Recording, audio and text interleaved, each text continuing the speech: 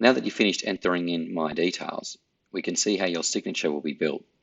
It will pull all of the information from your My Details and your Office company settings into an email signature.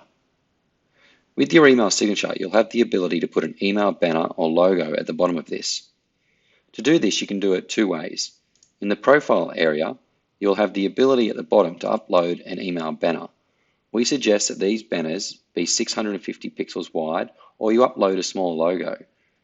If I would like to put a logo here, we can hit the upload option, we can browse to my logo, and we can select that. Now that the banner has been added, if you go back into the signature area, you will see it appear at the bottom of your signature.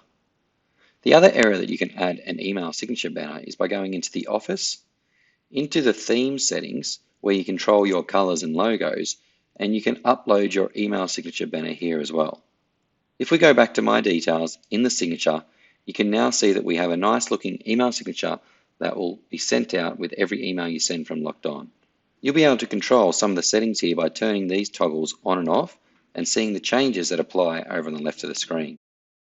Once you are happy with your signature, you can hit the Save Settings option for your signature to be saved and ready to be used.